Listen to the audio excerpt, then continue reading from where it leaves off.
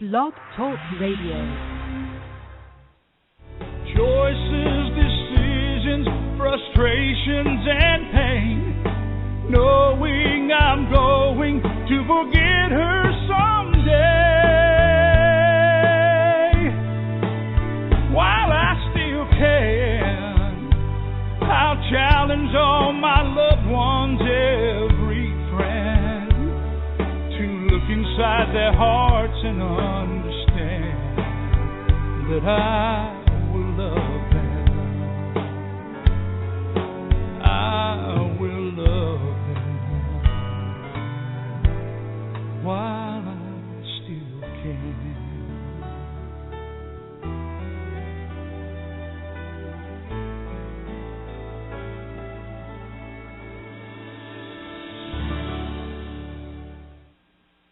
Well, hello, everyone, and welcome to Alzheimer's Speaks Radio. I'm your host, Lori LeBay, and I hope you all had a fabulous weekend and were able to share it with your mothers and mother-in-laws and mothers of your children this past weekend. Here in Minnesota, we are so excited because we think spring has finally arrived. Last show, I think we still had snow going on here last week, so it's been a little crazy. Before we get started in the show, I'm just going to tell you a little bit about Alzheimer's Speaks because we always get new listeners, and so I just want you to have a good base for who we are and why we do what we do.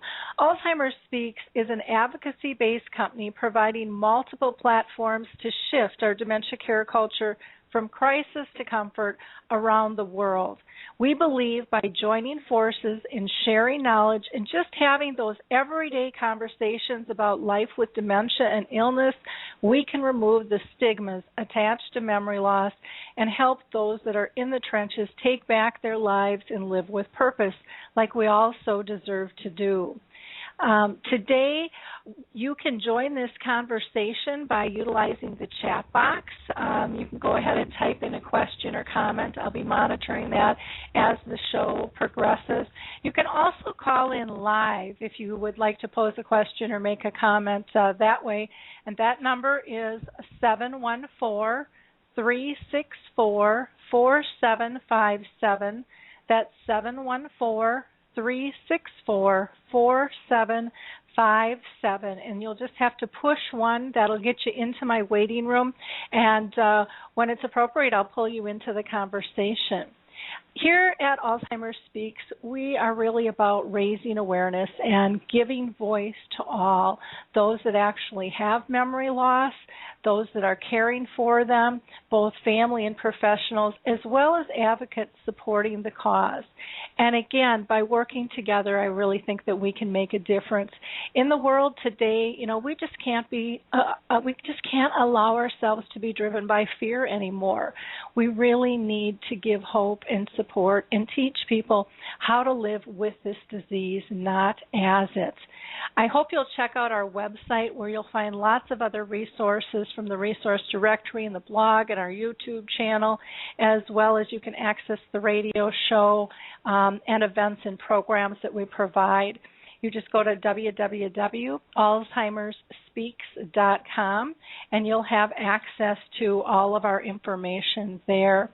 I also want to thank all of our listeners because without you, we would not have been recognized as the #1 online influencer for Alzheimer's disease. So give yourself all some kudos there. And the way you helped us achieve that goal was by liking us and tweeting us. So if you're in front of your computer right now, if you wouldn't mind just making a click and like us or tweet us or share it with your friends. All of those things are so important, and you might not think that it's big, but it is a big deal because most people are touched by this disease, but few actually talk about it. And so, again, by sharing information, you're saying you're open to allowing your friends, your coworkers, and your social network to reach out, which is massively important. If you're looking for an Alzheimer's association in your area, I recommend that you go to Alzheimer's Disease International. They have the list of all associations around the world, and that is www.alz.co.uk.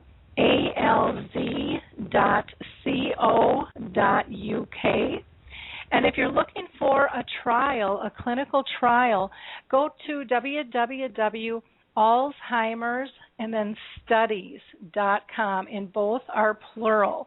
And that'll be another great way for you to be able to make some connections and see if there might be a study out there.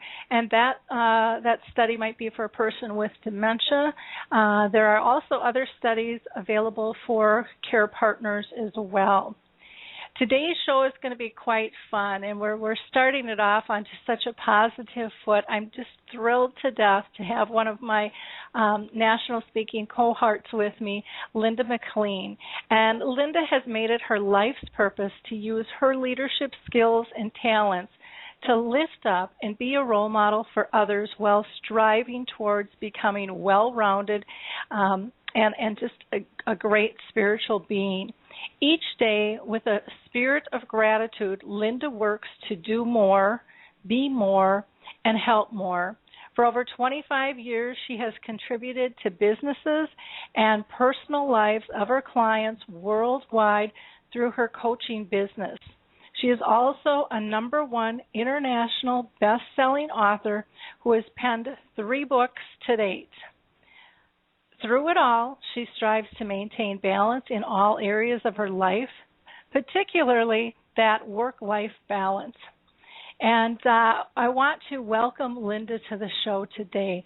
She's just an extraordinary woman, and again, so grateful to have you with us. How are you today, Linda?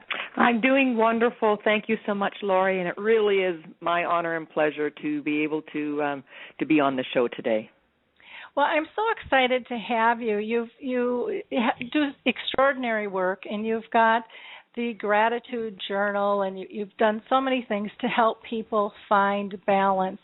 And that can be a really difficult thing when the diagnosis of dementia hits.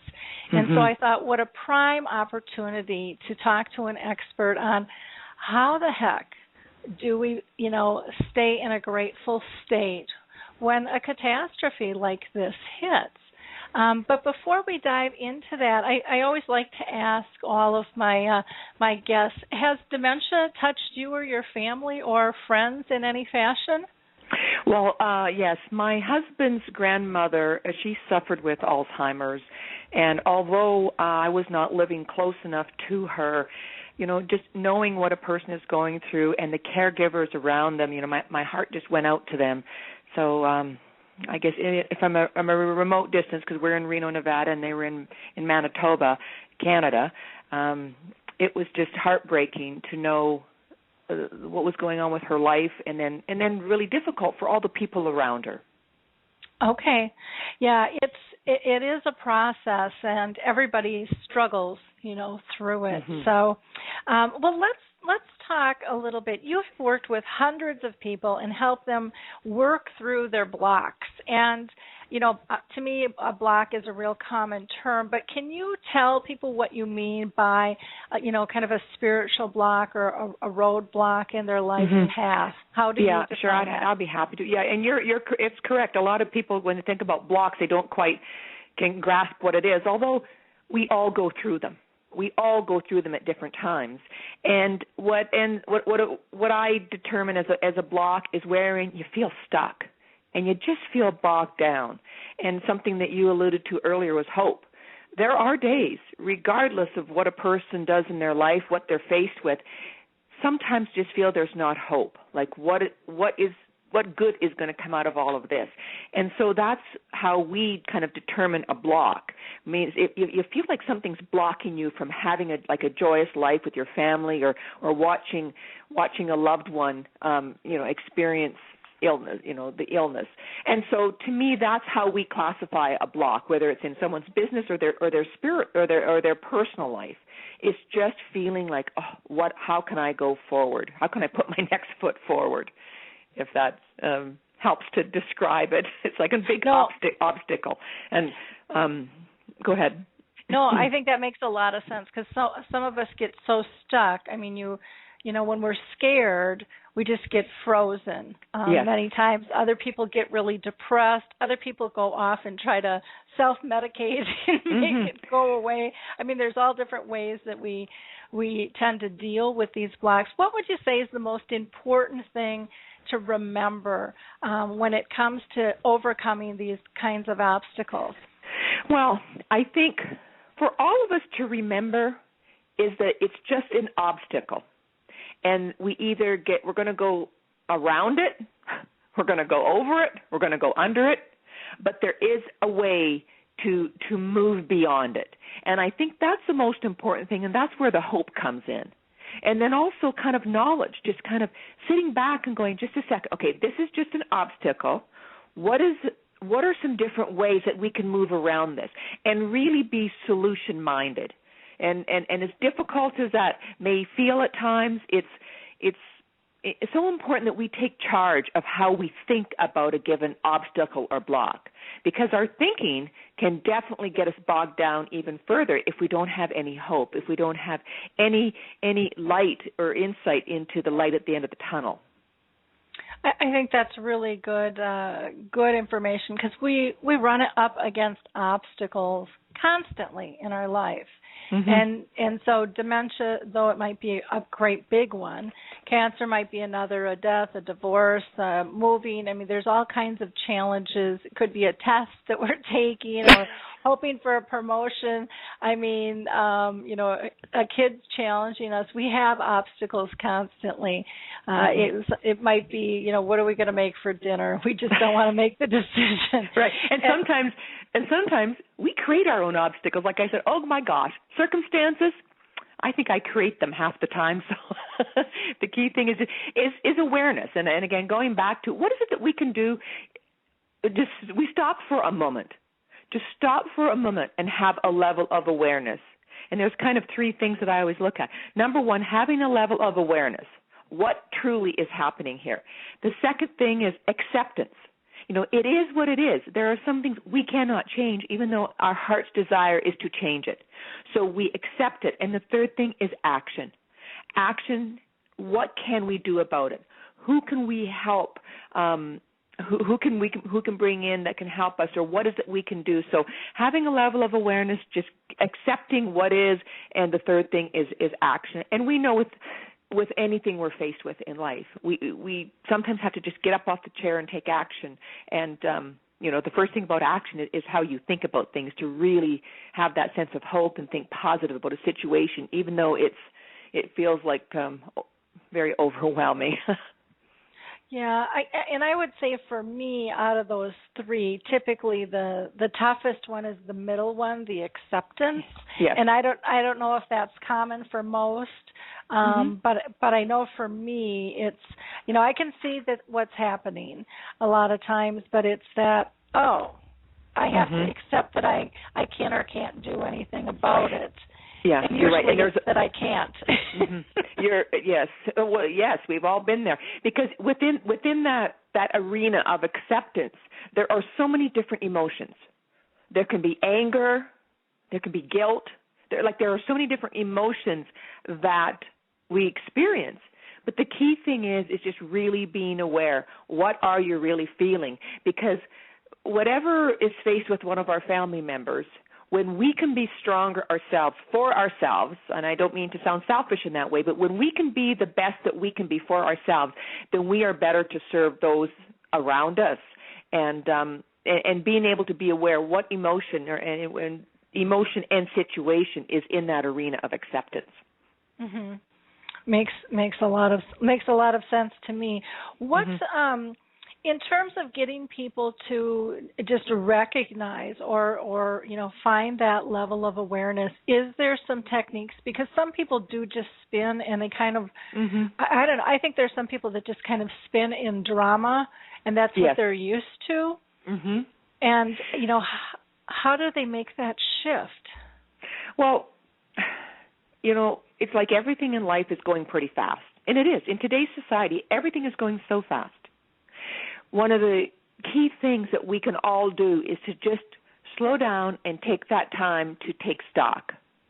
to think of what is really happening. And sometimes if you can't do it by yourself, first of all, you do each and every one of us has a power within to accomplish many things and to help many people. But if you do feel stuck that you can't do it yourself, then have someone help you. Seek out some help for someone to help you get clear on what it is, because being clear allows you to really take that next step. And you can usually take that next step or take action quicker when you're clear about the direction that you're going. So I hope that helps. I mean, it really is just stopping and taking time. The answers are within. And either you can do it yourself or have someone help you go through the process of clarity. Now, there are some people that believe that gratitude really isn't something that they can cultivate within. They think it's either there or not. They're happy or they're sad, and they don't really understand, I don't think, all the times the importance of living with gratitude, which I've gone on a huge spiritual journey myself, and I've always thought that I've been grateful, but there's a difference when you start living with that being one of your primary rules of thumb. And can you tell people why you feel gratitude is so essential, especially in today's world? It's critical for a couple different reasons. Number one, it's important for you, the person, to really be able to embrace gratitude. And someone says, well, what is gratitude? Well, when you are aware of the things that you're grateful for in your life. And this goes back to how you think and approach different situations. Gratitude is being, again, I go back to being aware of the things, people, places, things that in your life that really support you.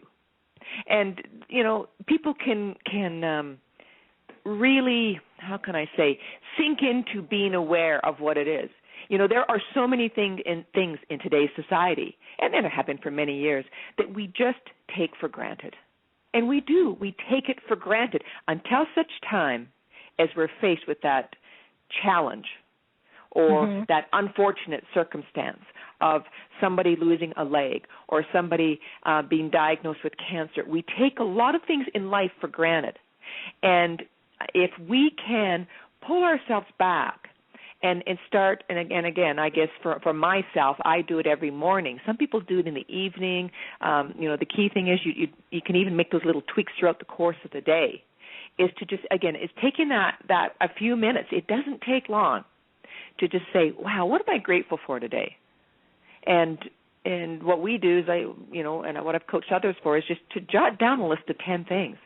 And see, that's part of the fun, is to challenge yourself, because it's not about anybody else. It has to start with you and being responsible for how you think and how you act, because there isn't anybody on this earth that can cause us to think the way that we think. We are totally responsible.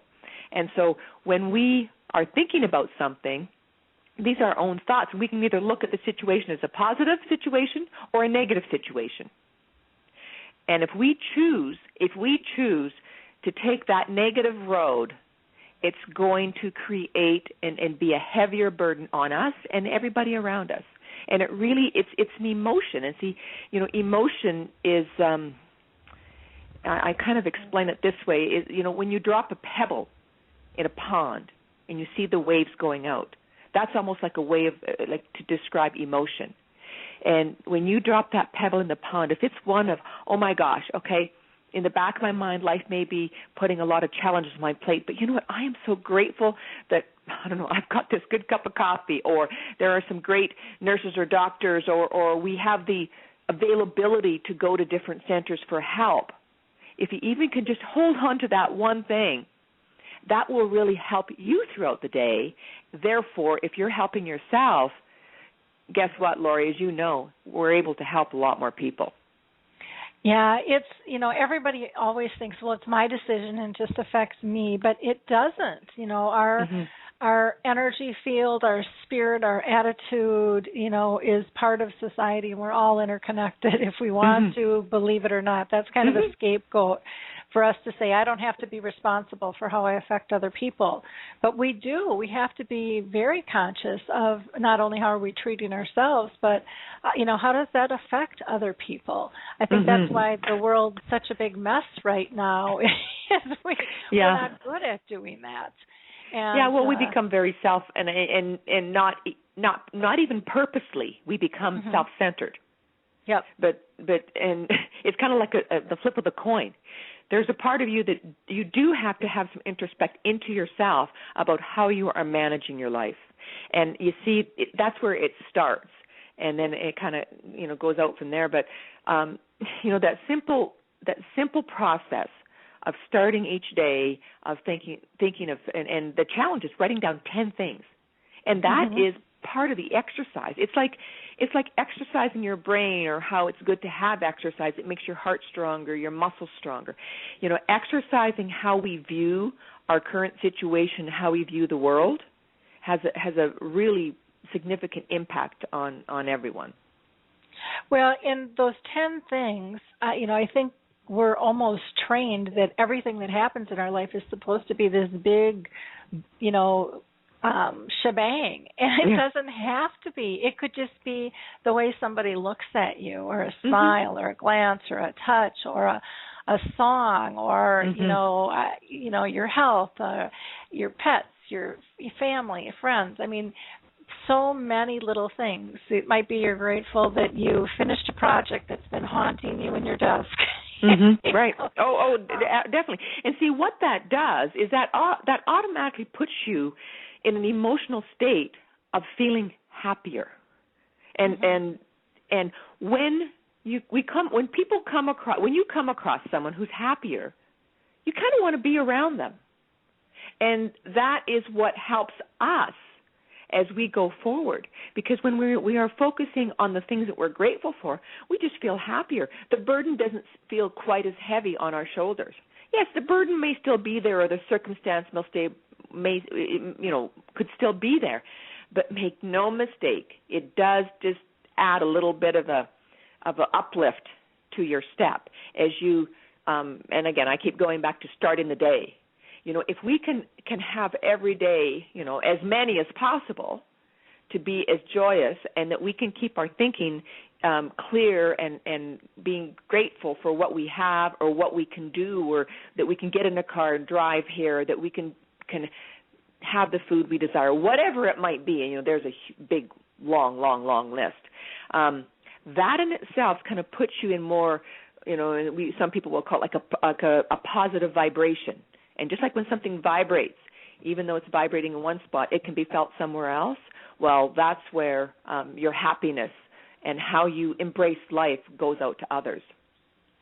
Well, that makes sense. I know you had mentioned doing it in the morning. I find for me I like doing it at night because then I sleep on it. And then I also do it in the morning again. And it's a huge mind shift. And I think for me, one of the biggest shifts that I have found in terms of living a life with gratitude is what you had mentioned. It slows me down to be quiet so that I even take time to know what is good in my life. Yes. And I know that might sound really strange, but I think we overlook so much good because we're so busy. Yeah. Oh, it's true. Of course, I always say, it's good that I slow down in the morning because it helps me to ramp up for the rest of the day. And I agree. And you see, and this is the key thing, is for people to honor what serves them best. It serves me best to in the morning. I've got my morning kind of little routine, which again, I'm always on a pretty fast pace, so it's not like it takes me hours and hours and hours. But getting centered on what I'm grateful for, and then throughout the course of the day, as the little arrows are zinging back and forth, really stopping and just stopping meaning in your mind and going, no, this is good. This is happening for a reason. This will be good. What's the solution? And you move forward. And you kind of keep in that vibration and keep in that happy zone, so to speak. And it's not like you're a Pollyanna. I mean, I'm not trying to paint the picture that everything is all perfect and wonderful. Well, stuff happens. But the key thing is, if we can stay in that zone as often as possible, number one, we feel better. And we're in better position to serve others, to help them with whatever they're faced with, whether it's dementia, Alzheimer's, with the family members, whatever it is. We're just in a better place to serve, and I guess that's what I really focus on is serving and how you think about a situation. There's a great little sequence. What you think about creates an image on the screen of your mind, almost like your mind was a TV screen. And so what you think about, you have an image on the screen of your mind. So if I said dog, I mean, for anybody who's listening, or for yourself, for me, a picture of a dog will come on the screen of your mind. So that's the image. So what you think about creates an image. Now, with that image, attached to it is some form of emotion. And with emotion, what we get next is there's usually some form of action that happens. If somebody's afraid of a dog, the emotion will be fear, and they will retract.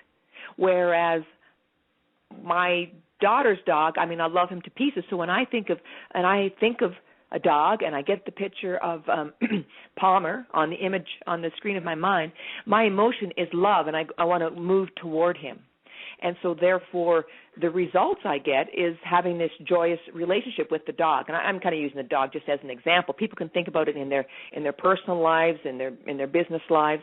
And so that series, what you think about, creates an image on the screen of your mind. That's directly associated to your emotion or your motivation. And the next thing is action. And the final result is the results that you get in your life. So if anybody wants to create change in their life, and to stop and look at the results that they have today, and make no mistake, it will filter back to how you thought about something, and you kind of think into results that you desire, and how you can help and serve others and support others and kind of live life. Yeah, and it's very interesting, because I think a lot of people think that well, it's not how I'm thinking. But again, then you'd have to slow down and really analyze, what do I think of this situation, and how am I? And it's about taking responsibility. But it can be such a simple change once you embrace it. Once you embrace the possibility of, you have nothing to lose. Exactly. To try to live with gratitude, but it's kind of incredible. I know when I first started it, I was really shocked, and people actually made comments to me saying, "You look different. Your eyes are really brilliant. What's going on in your life?" And I'm like, well, nothing. And they're like, "No, something has totally changed." And what kind of coffee are you drinking? They probably ask you, what kind of coffee are you drinking? Exactly. Give me that bump. I want one of those. And so it does show, even though we might not notice it. I noticed it, I think I noticed it emotionally and physically in my body. My body just felt better. I didn't feel as sluggish. I didn't feel as down. You just, I don't know. It makes a big difference. There are all sorts of little, and you had asked the question before, how can someone kind of move beyond? Well, there's all sorts of little tips and tools. I know in the book that I wrote, Next Level Living, Today's Guide for Tomorrow's Abundant Life, there are little tips and tools that kind of help you get clear. Just recognizing how a person has been thinking, like what we call like their old beliefs, and then focusing on what are the new beliefs you really want to embrace. And this is a key thing. We just have to understand what we can change and what we can't change. But we are the driver to put into action the things we can change. And the first thing is our attitude. Because having an attitude of gratitude, or just shifting your attitude into looking at a current situation with a little better light is really what will help you move forward. And how you stated it, Lori, it's amazing. Yeah, when you walk through a store and you're smiling at people, they will smile back because they feel that wonderful energy that you put off. So that goes back into, like, as I said before, the pebble in the pond and the waves that go out. You just walk into a store, you put your shoulders back, you go, man, today is a great day. I'm going to make it a great day. And you create that day. And it has that ripple effect on people. And if somebody doesn't believe it, just go out and practice it. You'll have fun. Just go out and pretty smile, and as they say sometimes, fake it till you make it, right? And but it has an impact. There's so many books on sales, and that's one of the things that they say about the person who is a successful salesperson in life are filled with enthusiasm. And now it's not over-the-wall enthusiasm, but just to be enthusiastic about life. And even if somebody takes it up a notch, you do. Yep. You personally feel better. Well, and I think one of the biggest things is when you live a life of gratitude and you're accepting of others and just what's before you, and you're feeling comfortable and confident, what I find is that you make a safe place for others to feel okay. Yeah. And to feel happy and to be able to, a lot of times people will say, I want what you have. How you've got a lot going on, but you're still doing okay. I want what you have. How did you do that? And again, I think a lot of it is just slowing down enough to appreciate all of the good we're missing when we're moving so fast. Can you give people maybe a tip if they would come across a diagnosis such as dementia, but it could be anything, because that can be one that just kind of slaps you to the ground at times. What would you recommend for them to do? Is there maybe a step-by-step process that you would recommend them to try? Well, I think, like with anything, whatever you're faced with, when you get that news, is to just, again, and you and I have said it, just stop and say, okay, this sucks. This is really awful, or whatever.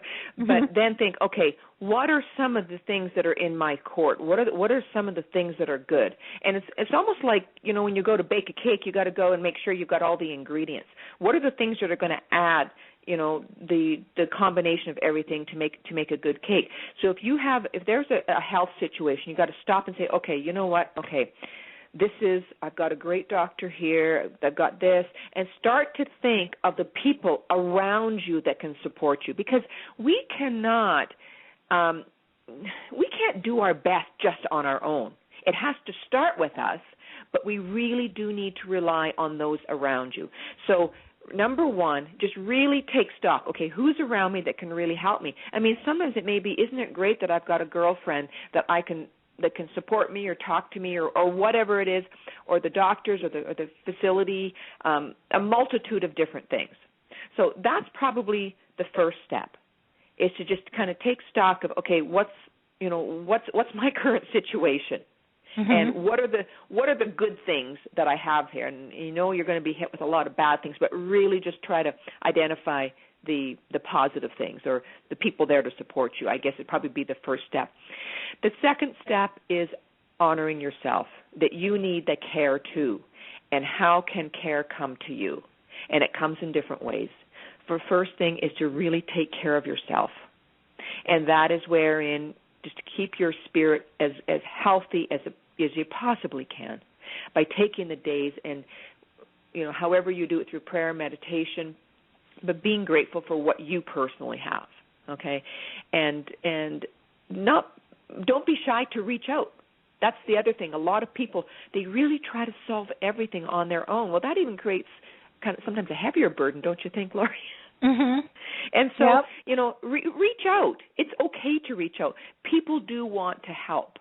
And if you've got the right tribe around you, everybody will contribute the best way that they can. Not everybody's going to, be able to step up and do everything. But make no mistake, and be aware there are people out there to help you. And they always say we're only 6 degrees separation from anybody we need to know or what we want to know. So this is why maybe a connection through another connection that will be the person that can help you. And so, and then every day you just got to live your life the best you can, and you just really try to live your life the best you can. So I guess those would be some of the, again, they're just my tips of how it may be helpful for someone who is who's faced with a challenging situation. Yeah, and I guess I would add to that last one, and this took me a while to learn, is because I always thought I was trying to live my life the best I can, but the piece that I was missing was to know that I can always improve and let go, because I used to beat myself up, you know, going, but I could have done it better, and I would go down that path instead of going, okay, I've learned that, I can improve next time. And to me, that was a huge shift, and something I'm to this day still grateful for. I finally learned that lesson, because I think that self-talk and that inner critic can sometimes just be so abusive to us, and it's important. That's exactly it. See, the self-talk comes from how we think about ourselves, and if we're just talking about ourselves personally, it's how we think about ourselves. So we have to think positive about ourselves and our ability and what we have to offer. We don't have to be the answer to everything. When I'm working with clients, I say, I'm going to do my absolute best for you in whatever situation I can, but I may not have the answers for everything. And that's the key thing, is for us to really, and I think you brought up a great thing, is how are we talking to ourselves? And what sort of guilt trip are we putting on ourselves? And that's where you stop it. Just stop doing that. And it's like exercising. I don't know. It's not that easy. Yep. So. Yeah. Now, Linda, you have a gratitude journal. How would people get a hold of that? You can go to my website, McLean International, MCLEAN International.com, and under products and resources, there are different. My Next Level Living book is there, and my gratitude journal is there. That's likely the best way. Or you can call our 1-800 number, 888-572-8326, and I'll repeat that, 1-888-572-8326, and just ask to speak with Deborah. She manages all that for us, and she would get the book or whatever book you would like out to you, and we always offer a package deal, so just mention it to her and she'll take care of you. Yeah, the gratitude journal has been it's interesting how, you know, we dream and we want to help others, and sometimes we just don't even understand the help that we can do. And this is why I always say to people, just don't underestimate yourself. Just think positive. Go out each day. Try to do your best. Try to just spread the love. I mean, it might sound kind of flower childish, but just spread the love. Be happy, and you just never know the lives that you touch. And I feel so blessed and grateful that I even took action and completed this gratitude journal, because the feedback that I get from it has been really wonderful. So okay. I'm glad that I did it. Well, great. Well, thank you so much for joining us today. I really do appreciate the time that you spent. And I would encourage people to go ahead and go to your website and check out that gratitude journal. I think that it can be something that can help people, you know, all people, of all ages. I think it's something that we need to start teaching our kids younger in life about gratitude as well. So thank you so much for being with us. You have a great week. It's been my pleasure. Okay? It's been my pleasure, Lori. Thank you so much. Thank you. Bye-bye. Well, our next guest, I am very excited to have. We've got Dr. Daniel Nightingale and his wife, Kathleen Nightingale, with us. And we refer to Dr. Nightingale as Dr. Dan, and he is a leading UK clinical dementia specialist who now lives and is based in the U.S. He's also an author, a writer, a speaker, and a world leader in the use of hypnosis for people living with dementia. And I'm really excited to hear about his methodology that he's using. He was doing some groundbreaking research with Dr. Simon Duff, which led to the development of a training program for clinicians in this specialized therapy. Dr. Dan is the founder and CEO of the Dementia Doctor in the UK and co-founder and CEO of Dementia Therapy Specialists, which is based here in the U.S. He's also the editor and the chief journalist at the Dementia Therapy Care magazine. So, Dr. Dan, how are you doing today? Good morning, Laurie. I'm doing very well, thank you. And then we'll get started. about your new therapy that you're doing here.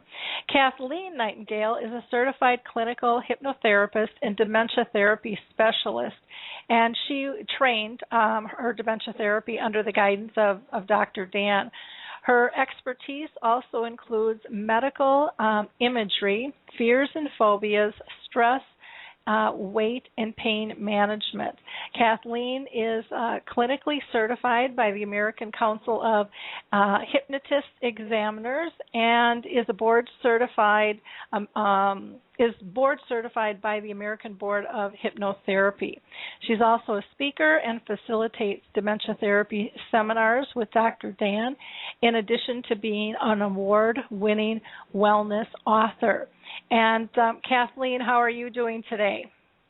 Great. How are you, Lori? It's great to be here.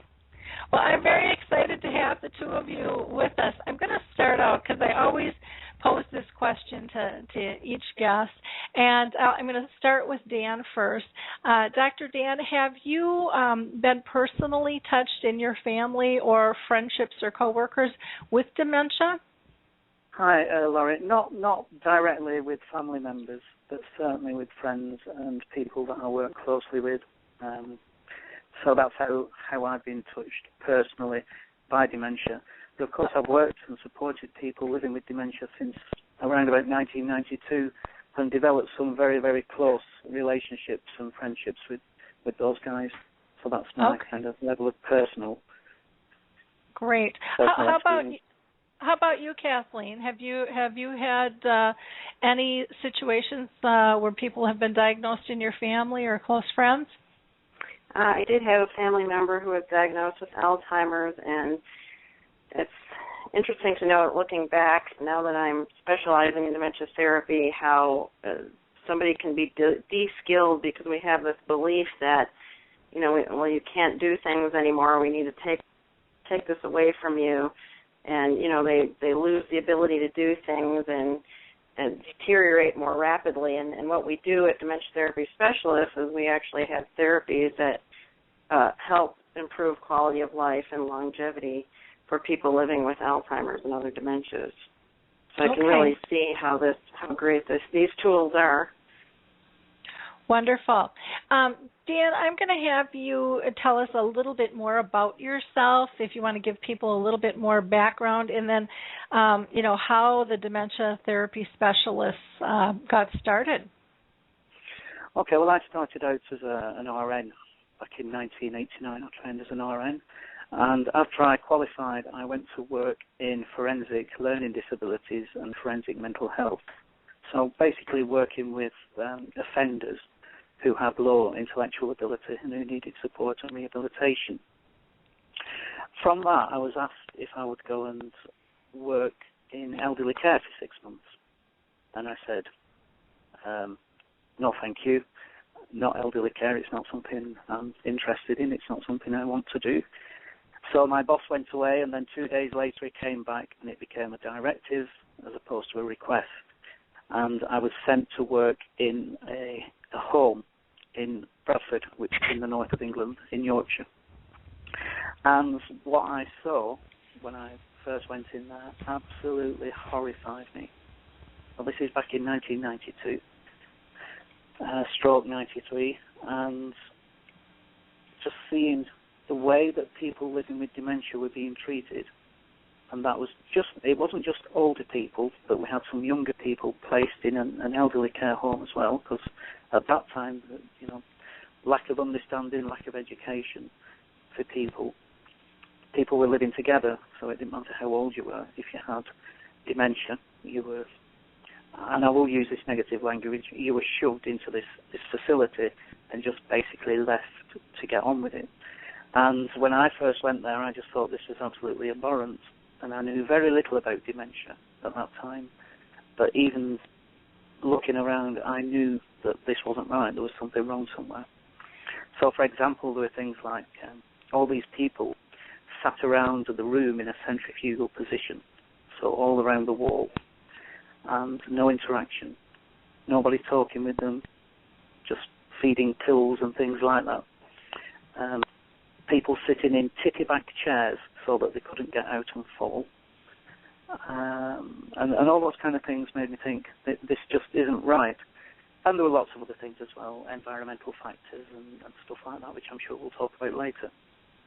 Mm-hmm. So from there, I decided I've got two options. I can either go back to this wonderful world of forensic learning disabilities and forensic mental health, which, is an area that lots of people enjoy working in, or I can stay in dementia care and try and do something about it. So I decided to stay, and I retrained, did lots of courses and lots of other training, and started to try and make a difference for people living with dementia and those supporting them. So that's how I got into the dementia side of the care sector. Okay. And Kathleen, how about you? How did you land here? Well, I was doing clinical hypnotherapy and living in Arizona, noticing the aging population, the retirement population here, and thinking about the needs of people, and also having experience, watching somebody pass on who had Alzheimer's. And we don't like to use the word suffering, living with dementia, that's how we like to put it. And was trying to, think, I wonder how hypnotherapy would work with dementia. And I was asking around, and people said, oh, well, weight, smoking, and all of that, but nobody was using it that I could see, that I had heard of. And I did some research, and I kept coming up with Dr. Dan and his work with Dr. Duff, an amazing study that they did several years ago in the UK, and it showed how it improves 7 areas of quality of life, including short and long-term memory, concentration, socialization, activities of daily living. I was just so impressed by it that I contacted Dr. Dan, and another neuroscientist from UCLA was also contacting him at the same time, and we got together and I did some training with him, and kind of the rest is history. We said, let's get together and start doing this work and, spreading the word about how we can improve the quality of life for people living with Alzheimer's and other dementias. And so that's what we're doing. Okay. Well, it's always nice to kind of have that little bit of background. Now, a lot of your focus has to do with hypnotherapy and psychotherapy. And Dr. Dan, can you explain the difference between the two? Because not everybody knows the terms. Okay, hypnotherapy is a way of helping people to relax, taking them down into a really very, very deeply relaxed state, so that they can begin to forget about any negative issues and any challenges that they've got, and start working with people who are in that hypnotic state, in that deeply relaxed state, and work on some issues and help people overcome these challenges. It's interesting to hear what Linda was saying about attitudes and gratitudes and things. And one of the things that we focus on is something called positive illusion. And that basically means that if you're living with a particular challenge, and obviously today we're talking about dementia, so if you're living with dementia and the everyday challenges that brings, then having a positive attitude can make a difference to how you live with dementia, and how well you live with dementia. So we use hypnosis to help people overcome some of those challenges. And we only ever see a problem as a solution in disguise. That's all the problem is. It's just a solution in disguise. So using hypnosis is a way in which we help people overcome those challenges. There's a lot of myths about hypnosis. Things like, you're going to take over my mind, you're going to control me, you're going to make me do things I don't want to do. But this is just a myth. You can never make somebody do anything that they don't want to do in hypnosis. People who go through clinical hypnosis with people who are trained to deliver clinical hypnosis will tell you that, well, at any time it felt as though I could just get up and walk out of the room. And that's how hypnosis is. The person is always in control of the situation. There's nothing to fear from it. There's nothing to be afraid of. And, it's something that can only have positive benefits for people. So that's how we use hypnosis. psychotherapy, there are lots and lots of different modes of psychotherapy, lots of different types. And some of the ones that we use, we kind of get confused about. Well, psychotherapy is cognitive behavior therapy, psychotherapy is neuro-linguistic programming. Well, all these things are kind of interrelated but different. So using things like person-centered counselling, Rogerian counselling, psychoanalysis, trying to find what it is that's triggered this individual's challenge, this individual's problem. And they all combine, they all work together. You can never use one thing without the other. So hypnosis isn't a standalone therapy. You would use other modalities. So, for example, we may well use hypnosis in conjunction with cognitive behavior therapy or in conjunction with person-centered counselling and things like that. So that's really the difference, but not the difference, if you know what I mean. They're all interrelated Sure. and they all work side by side. Sure. And they're all individual as well. So if I was looking to work with you and looking to work with Simon Duff, you may both have the same type of dementia. You may both have been diagnosed at the same time. But obviously it's individual, so you'd both be living with it in different ways and you'd have different challenges. So I would probably use a different approach for each one of you based on yourself. And we always put the person at the centre. So person-centred care for us means true person-centred care. So the individual is always in control. They're always at the centre of the therapy and the assessment process. And we always plan the programme together. So it's not me saying this is what we're going to do. It's us saying maybe this is what we should do. Great. And I can say when you had mentioned about the hypnotherapy, about people not being in control, this was in a pub one time.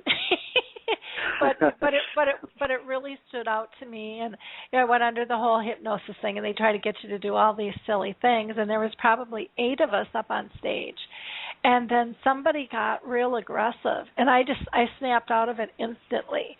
And, then I tried to kind of fake my way through it. And I talked with him after. I said, I'm not sure what happened. And he says, it's because we can never make you ever do anything that you're not comfortable doing. You'll snap out of it. And so I can say from a personal side, it happened to me. I felt very comfortable, and I was glad that I was able to kind of pull myself out of that situation because it was just kind of a bizarre thing, and I'm sure that those types of situations wouldn't happen in a clinical situation. Like I said, this was in a pub where people were drinking, and probably not the best atmosphere to be trying something. You have like a trap door, a sliding door between the conscious and the subconscious mind. And when you use hypnosis, you open that door. Mm-hmm. But only when you get permission from the individual does that door open and you go into the subconscious mind. The subconscious mind is where all the memories are and where we need to tap into to work with that individual. Sitting on top of that door, if you can imagine, just like a little man that we call a critical factor. The critical factor is all-seeing, all-knowing, and he watches everything that's happening. And if you, as the therapist, take Laurie LeBay into deep hypnosis and then say to Laurie, please can I have your bank account details? Your critical factor will say, oh, stop, and the door will close, and as you did on stage in the pub, you will come straight out of hypnosis because your conscious mind and your subconscious mind, for critical factor, knows that is not the right thing to do, that is wrong, that is immoral, and that is not how it's meant to be. So that's why you're always in control, because of that critical factor, watching over the memory and the mind all the time. Okay. Now, when it comes to psychotherapy, can you dive in and maybe give us some examples of how that would be utilized with somebody with dementia or someone caring for someone with dementia? Okay, again, as I said, different approaches and different techniques. So it's different strokes for different folks, and it depends on what your particular presentation is, your particular challenge. If I give you one example of where where I used doll therapy as part of a psychotherapeutic approach for a lady. This lady would wake up, she lived in a care home. She would wake up in the middle of the night. She wasn't able to verbalize what the issue was, but she started to scream. She started to bang on doors. She started to search for something. So the traditional thing is phone the doctor, and the doctor may well prescribe a particular drug to help that person sleep. So what I did was investigated why she wasn't sleeping, investigated what was happening and what was the possible reason for this, and discovered that, when she was a young lady, she'd lost a baby. And so what we did was put a cot and a doll in her room, and then at night time when she woke up, she would look for baby, find baby in the cot, take baby, get back into bed, and go back to sleep. No need for medication, no need for anything other than giving her what it was that she actually needed and what she wanted and what she was looking for. So that was one example of where a psychotherapeutic approach was used using doll therapy with a very successful outcome. Okay. You can take psychotherapy further than that and do psychoanalysis, so people can be in psychoanalysis for years and years and years, psychoanalyzing their psyche and psychoanalyzing their personality and finding out where the challenges are and what the issues are and what the problems are. But that's not something that we do. It's, as I said, years and years you can be in psychoanalysis, and it's not something that we do. Okay. Great. Kathleen, is there anything that you want to add to what Dr. Dan was talking about? Well, one thing that's great about the therapies that we use and how we reach people, I want to mention is via Skype. We have some clients worldwide, and that's worked really well, even with hypnotherapy that we've been using. There's something else I wanted to add here. Anyway, the Skype is great, and it's just amazing. What I want to say, too, is that Dr. Dan was also involved in something in the UK called Always a Last Resort. He mentioned not using drugs so much. We're so into prescribing a lot of times for things. We look for the solution to what's the core issue that's going on here, and how can we help and relieve that anxiety without medication. And the always a last resort, and he can explain it better, but they're really looking over there in the UK to helping people with their anxieties without just instantly giving out the pills for like antipsychotic drugs that can be very dangerous, of course. So that's the core of what we do. It's, of course, there's a place for medication, but also, how can we use therapies at first, as the first line of defense, so to speak. Is there something you'd like to add to that? And this is right, Kathy, because when, back in the 90s, that's what we did in the UK. We relied on antipsychotic medicines. That's all we did. We gave people pills. It robbed people of their personalities. It robbed people of their ability to function. And all the research evidence suggested that all we were doing were shortening people's lives, and that was it.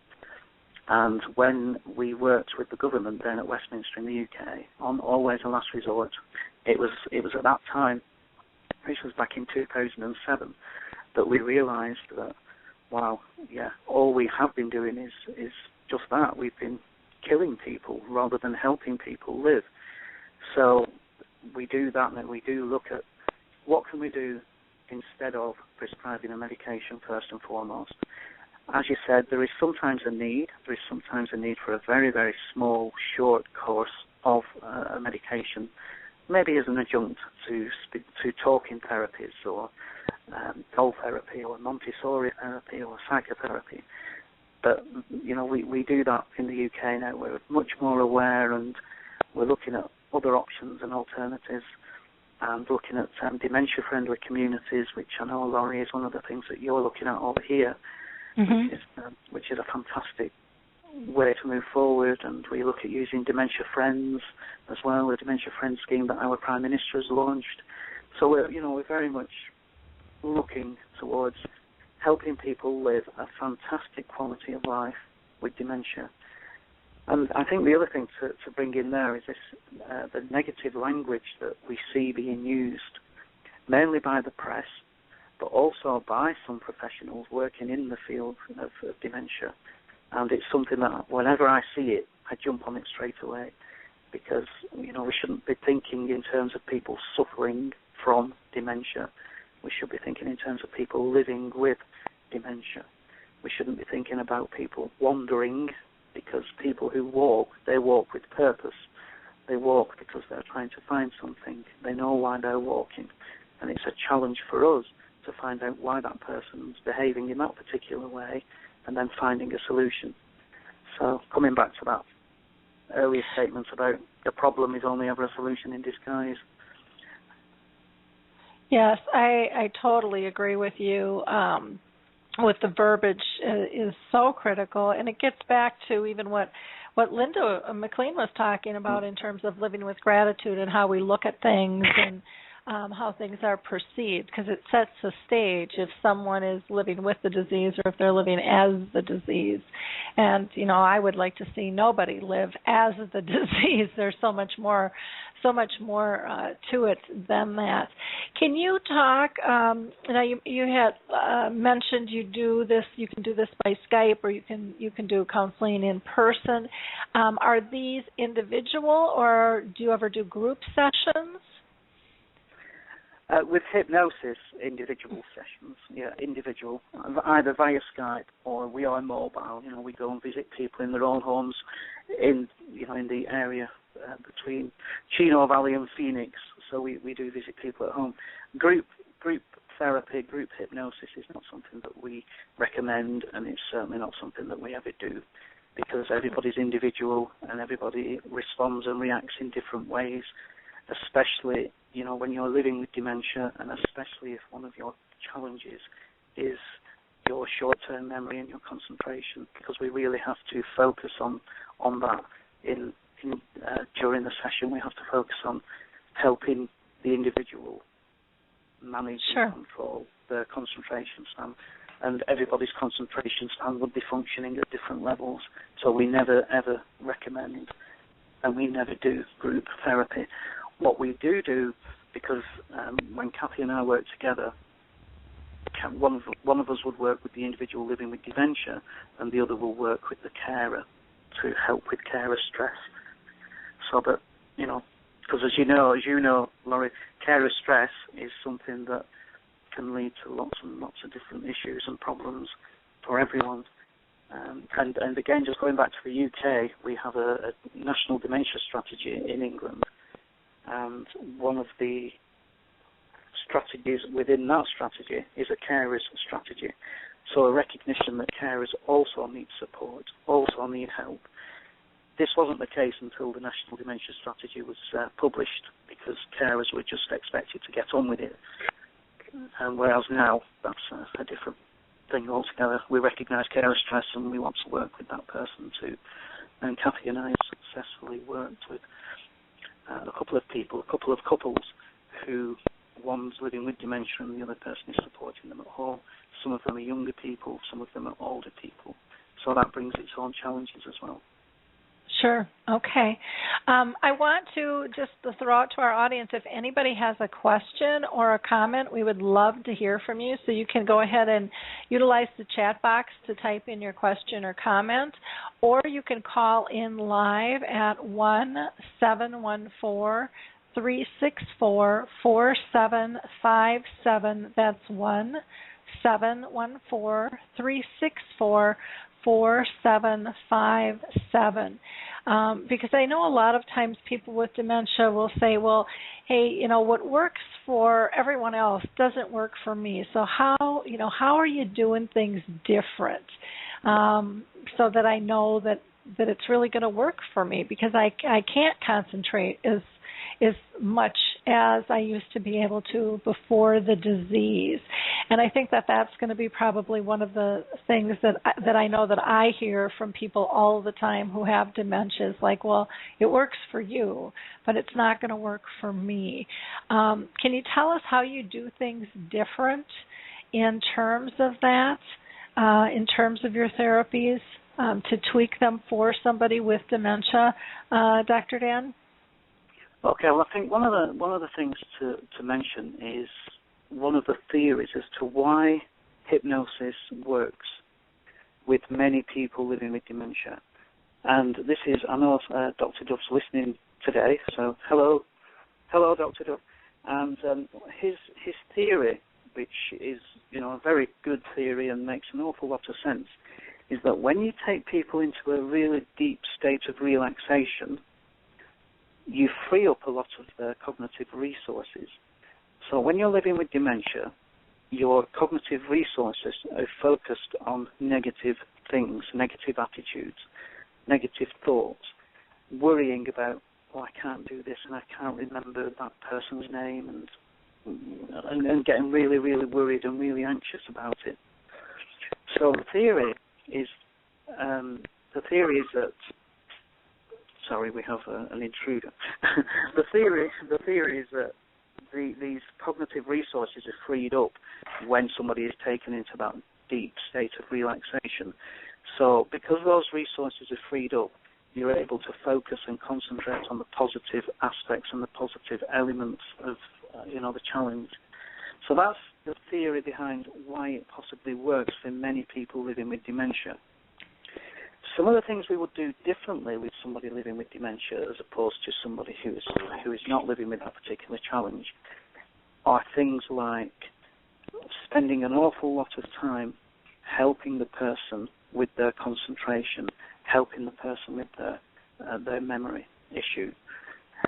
We can also combine something called Montessori therapy, which I'm sure many of your listeners will be aware of Montessori therapy in relation to children and children's nurseries.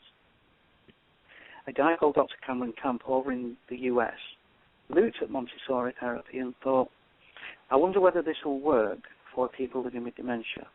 If there's anything I can do to kind of design a tool, a system, a strategy to help people's memory. And what Dr. Camp came up with was something called a spaced retrieval technique. And with a spaced retrieval technique, if you're working with somebody who has got very, very poor short-term memory, their immediate memory, working memory, is very, very short, you can use techniques where if you get that person to remember a particular thing for 12 minutes, then it will be lodged in their long-term memory and they will not forget it again. So that's some of the things that we can use in hypnosis. We can, introduce that, use that technology, that technique in hypnosis. So it gives you an even stronger opportunity to help that person. Okay, great. There's the two differences. Okay, I did have somebody shoot me an email, and he said if you're looking for a test person, Michael has dementia, and he would love. He's able to use Skype, and he would love to talk with you a little bit further on this and see if you could help him at all. Michael's got just a great voice and does a lot with our Congress here, and just a huge advocate. So if you want to connect, I'd be glad to connect the two of you to talk about that. Yeah, absolutely. Yeah.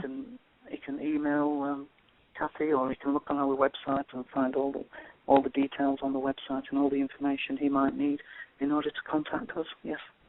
Okay, great. DementiaTherapySpecialist.com. Hey, Laura, I was wondering if I could add a little something to that. Please do. What we were talking about, and that is, when it comes to hypnotherapy, it's very important to have the proper training in this, understanding dementia. And a lot of us think, we know all about it. We know all about Alzheimer's. We know what it's like. And no, I was amazed at how much information I got from Dr. Dan when we originally, connected and I trained with him, and understanding how to properly assess someone as well. So there's things we do teach how to use hypnotherapy for people living with dementia, and we also have a distance learning course. So it's not like I'm just trying to sell something here. I'm trying to say it really is important to learn more about it, and not just say, well, let's, anybody who uses hypnotherapy, let's just use it with dementia. And, Dr. Dan, you can add your thoughts on that, but I wanted to make sure people understood that. I think it's very important to know these things. Absolutely. Anybody who's trained in hypnotherapy needs to do additional training to use their techniques with people living with dementia, because as you asked earlier, Laurie, what is the difference? How would you do it differently? And there are many, many ways and many, many differences. So clinical hypnotherapists and psychologists and medical doctors, nurses, anyone who is trained to use hypnosis, who wishes to use hypnosis for people living with dementia, do really need to do additional training before they do that. Absolutely, yes. Yeah, I would think that could be really dangerous, if not just because, of the ramifications there with that. Now, you guys are starting your first international dementia conference. Can you tell us about that? What's that all about? Kathy, that's one for you. November 5th and 6th in Phoenix. We've got a fantastic lineup of speakers, including Dr. Duff and myself and Dr. Nightingale and Dr. Roger Bullock, also from the UK, Gary Fitzgerald. Dr. Dan, you know him very well. He's a great person to come in here. But we've got 2 days of just jam-packed workshops, and it's, people living with dementia, caregivers, executive directors of facilities. We're offering continuing education credits also as well, 14 hours on that. And it's just going to be just a ton of information in those 2 days. And today only for your listeners, and there's a link on your site there, but we're offering a $50 discount for people who want to sign up today for the conference. And that's DementiaTherapySpecialist.com, and you'll see the International Dementia Conference page. So it's going to be just a really great 2 days of learning a lot about cutting-edge therapy. This is what it's all about, is providing cutting-edge therapy for people living with dementia. And okay. Of course, the highlight of that, Laurie, is that the opening keynote is going to be delivered by somebody living with dementia who will be supported by his wife. So Ollie Olsen, he's called. He lives with dementia. He lives in Sedona with his wife. And they're going to be doing the opening keynote. And it's going to be fantastic to hear that, because they're going to stand up in front of all these people and tell us how it is. Tell us what it's like to live with dementia day by day by day, the challenges they have to overcome, and how they actually manage that. And, of course, that's what we want to hear. And as Kathy said, we've got some fantastic speakers coming from the UK and the US, but the actual, the big thing is these guys themselves standing up and talking about what it's like to live with dementia. Yeah, that is so critical to be able to hear that. In our webinar series, Dementia Chats, we have these conversations twice a month, and people are just shocked at what they're learning, and none of us should be shocked by learning from these people. It's just that it's not what we've done in the past, but it's their insights are so powerful and so helpful, not only to them but to those caring for them. And it really, I'm so glad to hear that you're having somebody at your conference speaking, because it brings it home to what true person-centered care is. I mean, it really wraps a big hug around it all and brings it home in terms of what we're doing and why we're doing what we're doing in the first place. And if we don't listen to the person who's got the disease and understand how they're perceiving things, we can never, ever make changes that are going to be substantial and effective if we don't take them to heart. So kudos to you guys for doing that. I think that that's very, very important piece of the pie. They're going to be running a workshop as well. We've got 8 workshops running over the 2 days, and they're going to be facilitating a workshop as well. So, and I don't know what it's going to be. I don't know what the subject's going to be that they're going to run, but it's going to be fantastic because, again, it's going to be all about living with dementia and the challenges and how they overcome it, and maybe something about, how it may put a strain on relationships and how relationships change when somebody's diagnosed with dementia. So it's going to be a very, very interesting session. And the whole 2 days is just going to be fun, it's going to be interesting, it's going to be interactive, it's going to be great. So people out there, come to the conference, you'll have a fantastic time. And also want to mention, again, focusing on those people living with dementia, we're offering a free ticket to people living with dementia when, the carer or whoever is coming with them purchases a ticket. So, and it's still $50 off to them, to the person who's buying the ticket, but the person living with dementia that they're coming with can attend for free. Okay. So, and you said the location, it's in Arizona, is that correct? In Phoenix, right. In Phoenix, okay. And can you tell us how much a ticket costs, what the general charge is? It was the standard price is $575, but we reduced it today only to $525, so $50 off. And again, so that would be if somebody living with dementia comes and for free, and then somebody else would buy the ticket, and so it'd be kind of like half price of that, Sure. And for two full days to hear the experts and to be able to interact, because it sounds like it's not all just a straight lecture. No. I think that's wonderful. Will there be any examples of hypnotherapy for people to be able to see how that works, or? Yeah, there's going to be a session run by Maria Boylan, who's one of our dementia therapists that trained with me, and Kathleen, when Kathleen came to do her training with me, Maria Boylan, who's a neuroscientist based down in LA, she's running a workshop on hypnosis, and she'll be using role play. So yes, there will be a really interesting session there for that. Great. And as far as time of day, can you tell us, on the 2 days, the start and finish time? Okay, on day one, we have people who want an early start and people who like to get up early in the morning. We have a 7 a.m. yoga session run by Dr. Coulson's wife. Dr. Coulson is a well-known dementia specialist. Yeah, and his wife is running a yoga session just to get people in the mood and get people limbered up. So that's on day one. But it's people can start to come in and register 8, half 8, 9 o'clock.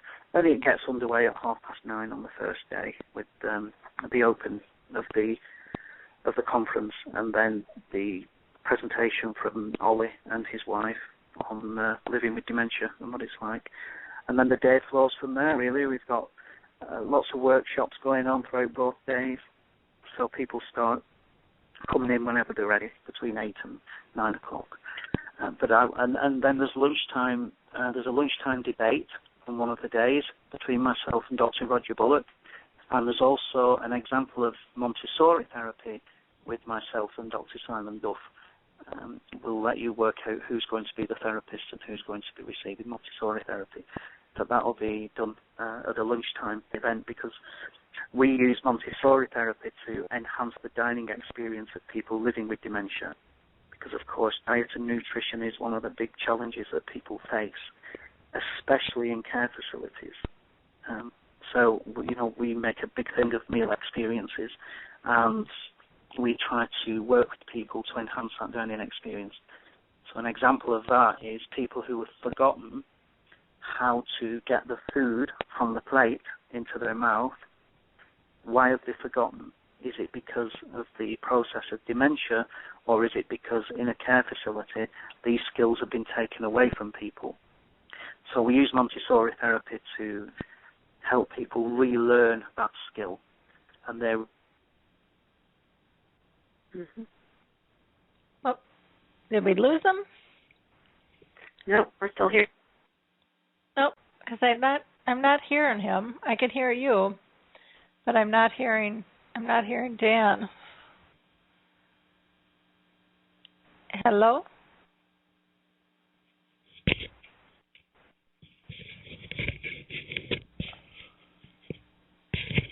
Well, it looks like both have dropped, so let me see here. Dr. Dan, it looks like he's called back in, so just a second here. We'll see what happened. Dan, are you with us? I'm here. Okay, Kathy's here. And I'm we'll back. see you. And you're back. Okay. Well, stuff happens. Two different phones, but I don't know. Yeah, technology's wonderful when it works, and when it doesn't, it's like I always tell people, if dementia's here to teach us one thing, it's tolerance and to go with the flow. So I'll let you go ahead and continue with what you were talking about. I'm sorry there, we cut off, not quite sure what happened there. Okay, so I was talking about Montessori therapy for dining experience, and I'm not too sure how far we got with that. We didn't really hear your example. Okay, so the example, people may well have forgotten how to get the food from the plate to their mouth, and the question there is, have they forgotten how to do that because they've been de-skilled, because it's quicker to feed somebody than to support them to eat themselves, or is it the process of dementia that has robbed them of that skill? So we look at the possibilities of what's happening there, and we use certain activities which are based around hand-eye coordination and repetitive muscular activities in order to help that person relearn that particular skill. It's something that Tom Kitwood at Bradford University, Professor Kitwood, referred to as rementia, as opposed to dementia. So rementia being the ability to give back some of the skills that the person has lost. And so we kind of do that through Montessori therapy. And within a week, the individual has often relearned and regained those skills. So the question then is this because they hadn't lost the skill in the first place, it had just been taken away from them, or have they actually laid down new neuronal pathways in the brain so that they've relearned that skill? So again, it just goes against the grain of this belief that people living with dementia cannot learn anything new. That again is something that I believe is total nonsense. We can always learn new things, always, and focus on the positives rather than the negatives. So we'll be doing a demo of a Montessori therapy session. I think it's on day 2. I can't remember exactly without looking at the schedule. It's on one of the days, and then the other day, as I said, I don't know if you caught the other one, which is a debate between myself and Dr. Roger Bullock about the use of technology and whether it's robbing people of their ability to use their brain as much as we need to. Okay, and it looks like we've got a question here, so let me just pull this caller in. Michael, you're with us. Did you have a question or a comment? Yes, how you doing, Dr. Dan? Good morning, Michael, or good afternoon, depending on where you are. I am really interested more in understanding, I guess, about what you're doing there. I actually live with dementia. In fact, I'm the one Lori had mentioned to you earlier, which I will reach out to you. How far can your, process go?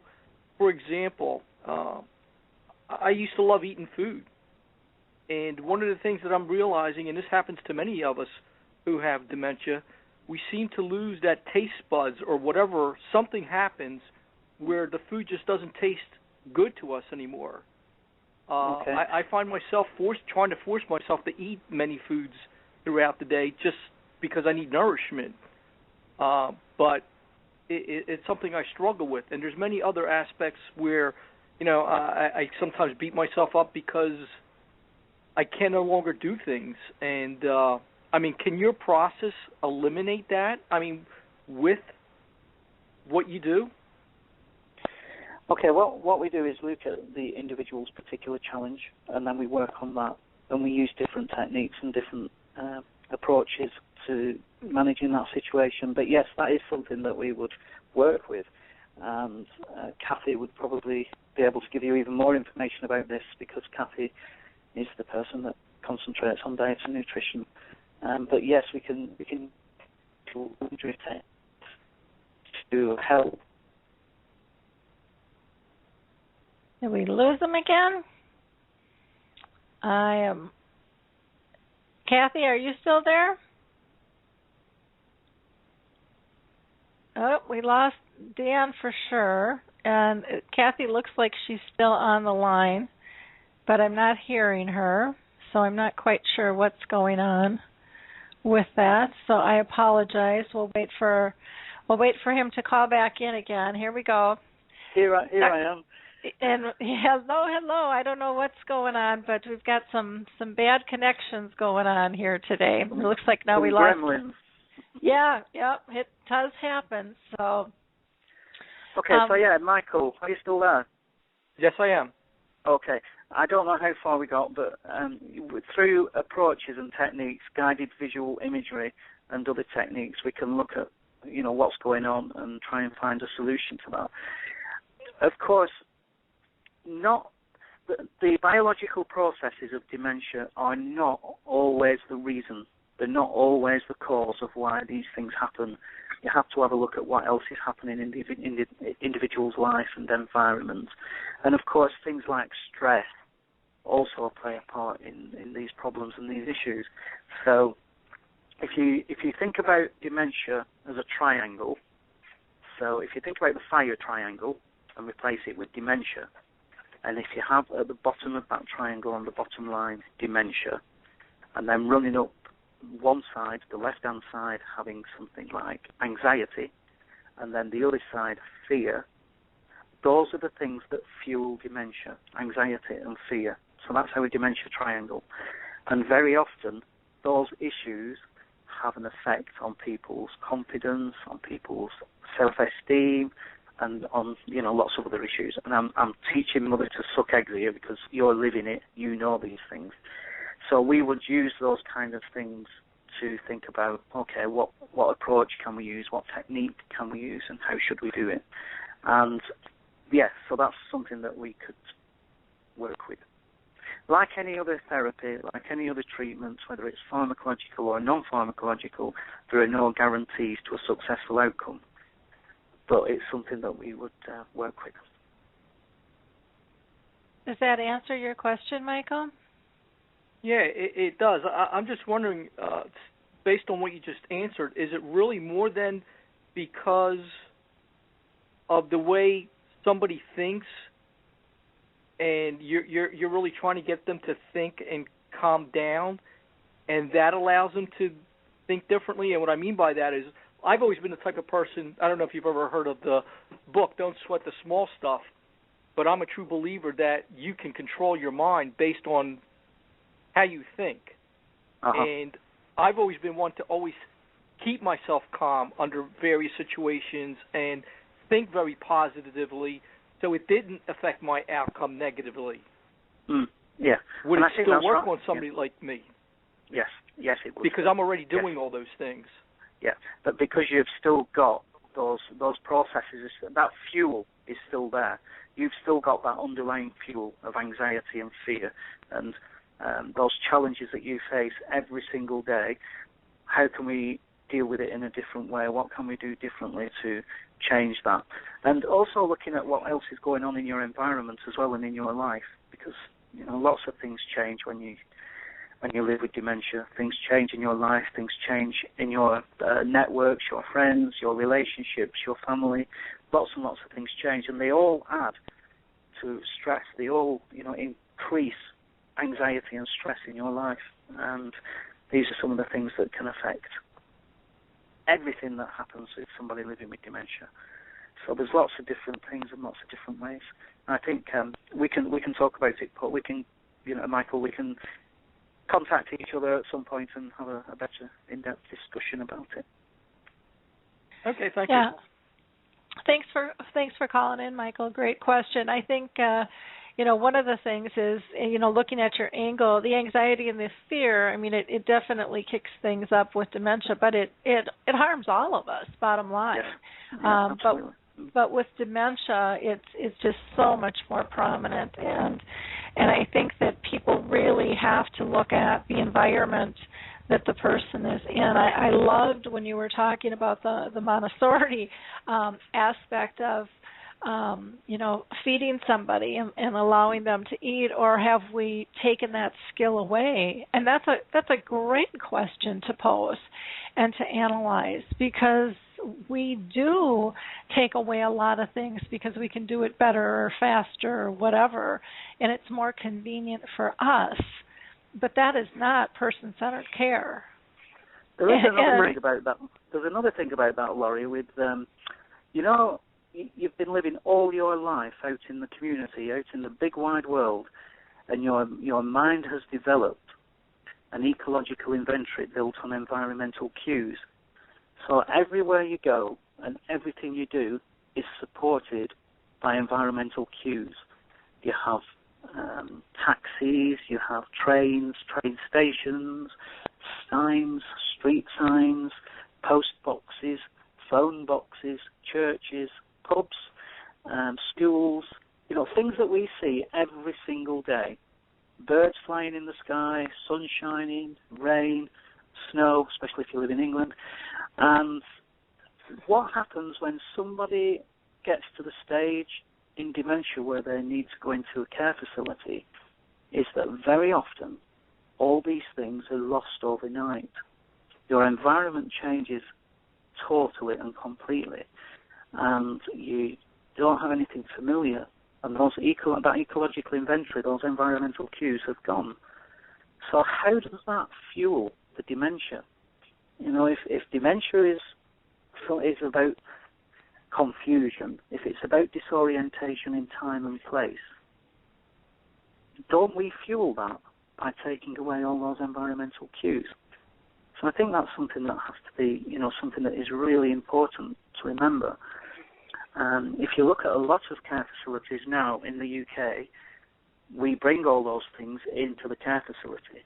So we'd have a pub, we'd have a nursery, we'd have lots of different things that are built on those environmental cues. And I think that's a really important thing that we have to remember and we have to take into consideration, that removing all that fuels the dementia even more. And even the way colors are seen and perceived is different. Yes, absolutely. Can you expand on that for people, Kathleen? Well, I noticed we were talking about how in one place they used red toilet seats, thinking, Dr. Dan, wasn't it, they were thinking that it would be more noticeable or something, and really it means danger. People become incontinent not because of why we think they became incontinent, but but for other reasons. Yeah, colour is something that changes for people living with dementia. Older people in particular, not so much the younger guys, but the older people in particular, lose the ability to see colours on the low end of the colour spectrum. So you have to use colours on the high end of the colour spectrum. So basically you're looking at primary colours. Mm-hmm. But as Kathy said, you try to avoid using red because the brain perceives red as danger. So you would avoid red, but using other primary colours to help that person see. And of course we have lots of evidence now, lots of research to support that having high-level lighting not only improves the quality of life of people living with dementia, but it slows down the progression of the disease. So if you can use all these things, all these environmental enhancements, you're slowing down the progression of the disease. So that itself is improving quality of life. And that's what dementia therapy specialists are all about. We're about improving quality of life. There are lots and lots of scientists out there trying to find a cure for Alzheimer's disease. We've got over 100 types of dementia. Alzheimer's disease is just one of them. But there's scientists out there trying to find cures and various reasons as to why people develop dementia. what we have at the moment is the ability to make sure that people live well with dementia. And the environment is a massive, massive part of that, making sure that we have high-level lighting, making sure that we have the right colour scheme, the environmental cues, and just really making sure that we can reduce things like sundowning syndrome. And sundowning syndrome usually starts as the sun starts to go down and people's senses become heightened, their anxiety levels increase, and they begin to have issues and problems and things like hallucinations, both auditory and visual.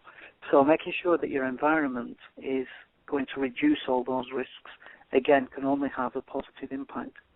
So as Kathleen said, the environment is absolutely crucial, and colour schemes are, at the top of that list. And as we say, even carpet patterns, and people with Lewy body dementia may think there's a snake on the carpet that's not really a snake or something. So.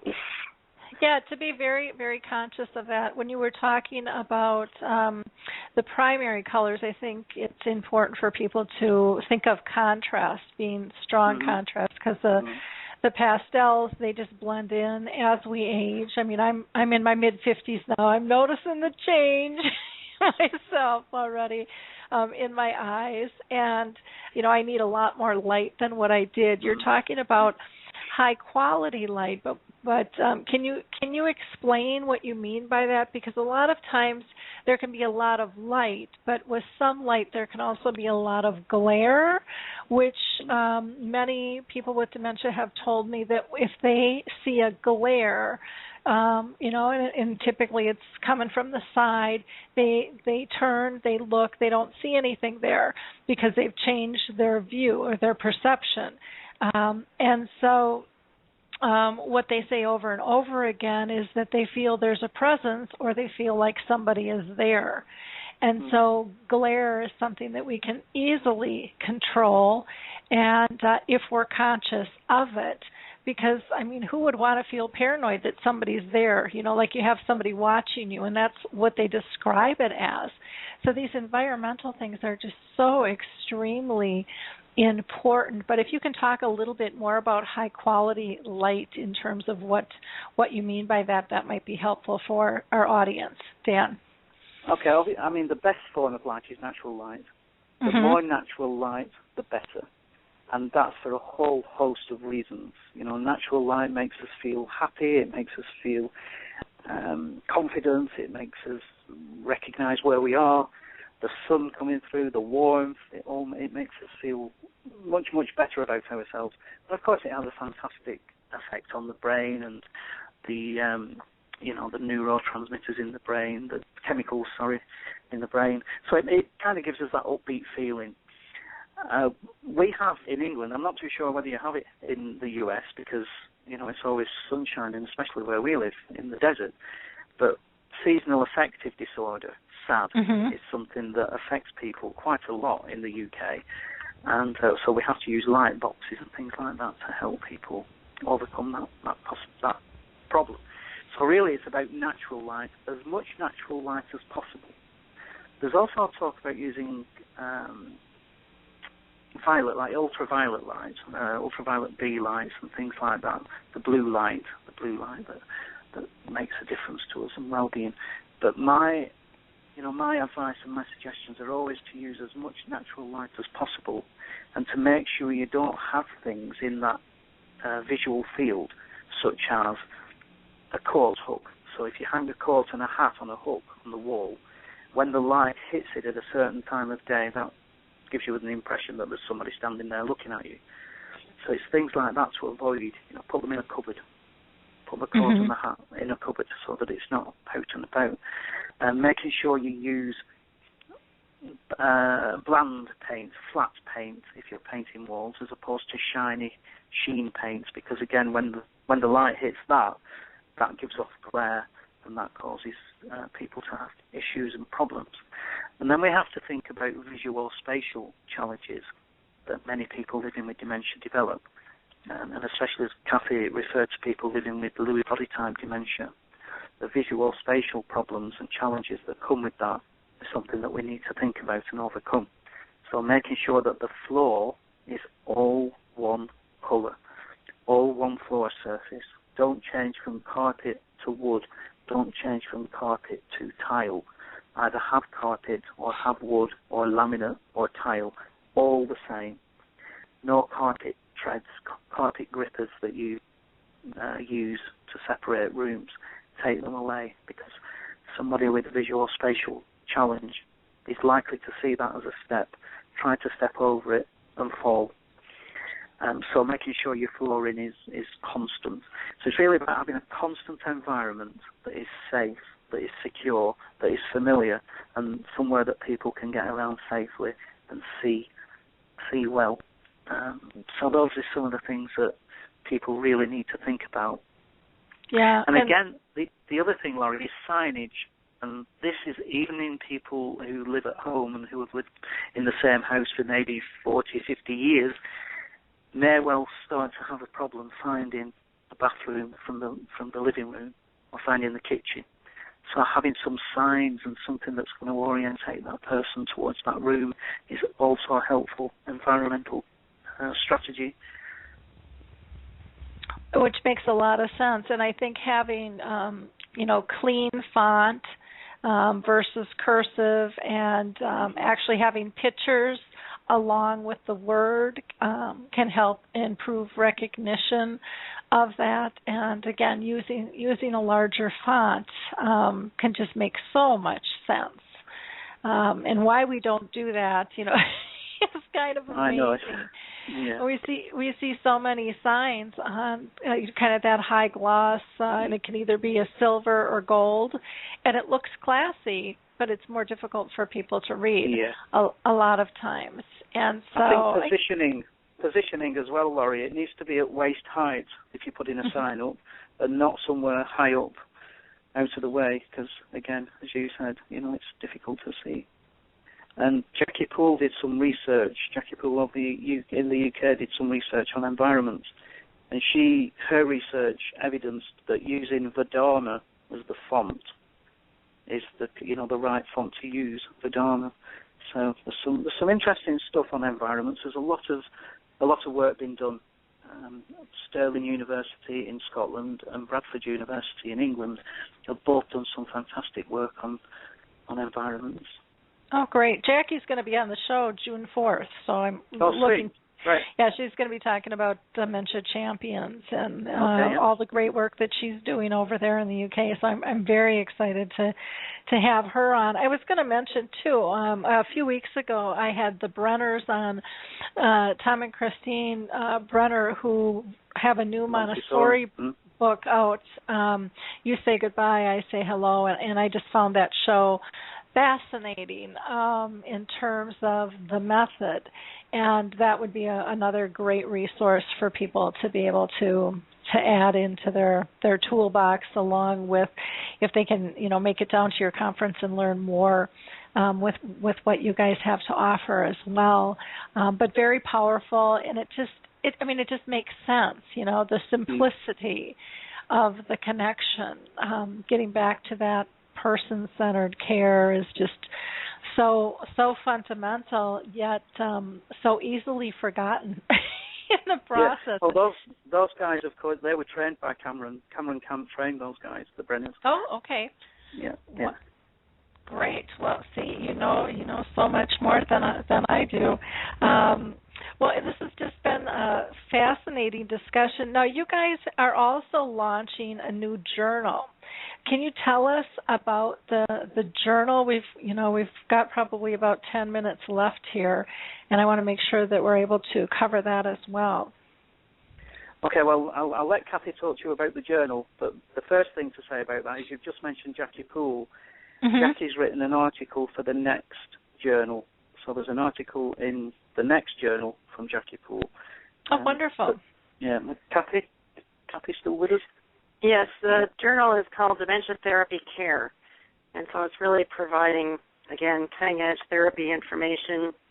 We've got some great authors from not just the U.S., but the UK, other parts of the world that are writing for us, and Again, this is for people living with dementia or caregivers or executive directors, anybody who's touched by dementia. It's got some great information. It's bi-monthly, so 6 issues a year, and you can subscribe online. If you go to dementiatherapyspecialist.com, there's a page for the journal subscription. It's $97 for the year, and that includes shipping to anywhere in the world. So it's going to be really great. We just launched our first issue for May and June. So you can sign up now and get the May-June issue and start going on that as well. Wonderful. I think it's... Of course, Go we've ahead. got, in the next issue, we've got our good friend Steve Poneth has written a fantastic article for that issue as well. So every issue, we'll have somebody that's living with dementia writing an article and contributing to that journal. Because again, what we're trying to foster this all-inclusive village approach to supporting people living with dementia. And the reason why we launched the journal is because there doesn't seem to be much out there where people can actually do that, where they can have this approach and where they can share best practice initiatives between Australia, Canada, the US, the UK, and other parts of the world, as Kathy said. So it's it's something that we want people living with dementia to be a great big part of that journal. And we've had some fantastic feedback from the first issue. People have had an amazing response to it. So, it's a really good thing for us to do, to be able to share that knowledge and information. Well, wonderful. Yeah, not just talk about medicines and research. This is what can we do now? Yep. Yes, that's right. That's it is. critical. It's about what can we do now. Yeah.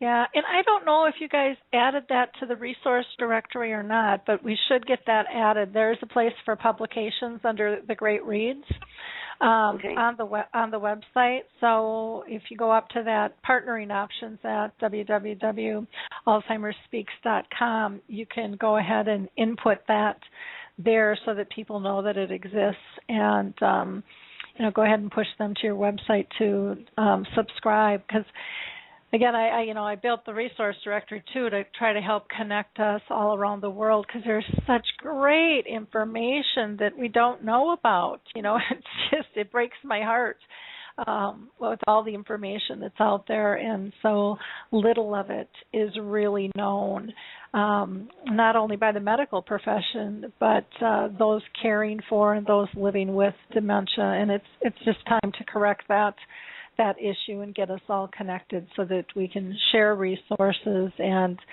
give more hope to everybody dealing with this disease, because it doesn't have to be all doom and gloom. That's for sure. Absolutely. That's our message.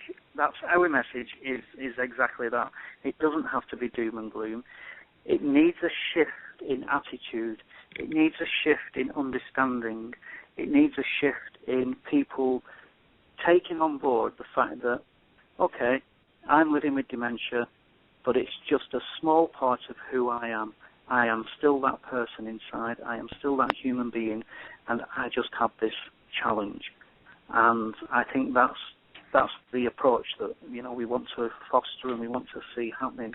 But what I'd also like to see, and I know many, many other people living with dementia and working in the field of dementia professionally and those caregivers as well, want to see some really good evidence of good care and good practice. The press seem to just want to publish negative things all the time.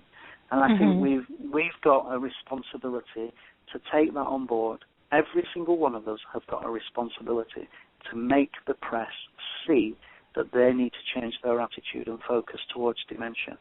Because even when there's a fantastic piece of information, they somehow find some kind of negative slant on it. So I think we've all got that responsibility to change that. And we can do it as a group of people because there are a lot of us.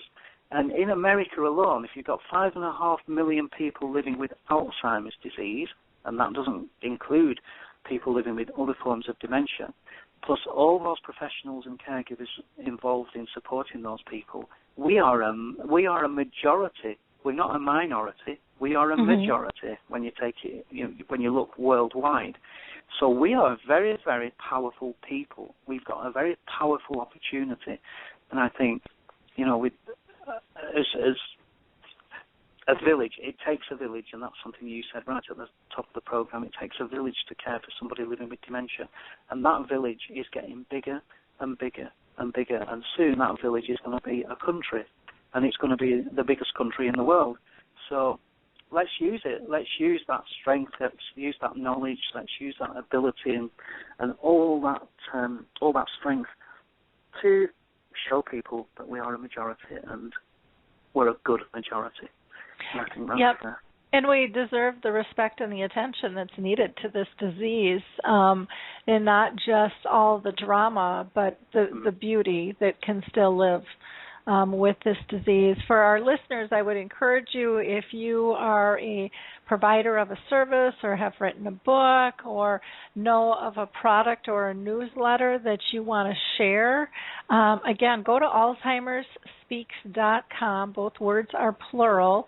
And in the header, click on Partnering Options and to find out how, and go ahead and input those into the directory. The steps are very simple, but I built the resource directory to be a international collaborative sharing resource for us, because I just felt that there wasn't that out there, and by pulling us together around the world, we're going to be able to make so much more marked improvement in quality of life for those living with this disease, as well as those trying to find a cure or provide services. We're going to, by sharing our knowledge, we're just going to be able to move faster. And I'm very, very excited about that. I'm going to have you guys, Kathleen, if you wouldn't mind, just telling people where you'd like them to go for your website and then also for the conference. It's Dementia Therapy Specialists with an S on the end, .com. And there's the International Dementia Conference page, and on there they can sign up. Like I said, it's $50 off today, so it's $525 instead of $575. But then the person living with dementia, if they buy a ticket or their loved one buys a ticket, they get to go for free, and someone comes with them. So it's kind of like a half-price deal, but the $50 off is today only. So go to DementiaTherapySpecialist.com, and there's also lots of information on there about what we do and our training and the journal and everything. It's all there. So. Wonderful. Check it out. Well, Dr. Dan, any last comments that you have before we wrap up the show? Well, it's been great being on the show. Thank you very much for inviting us.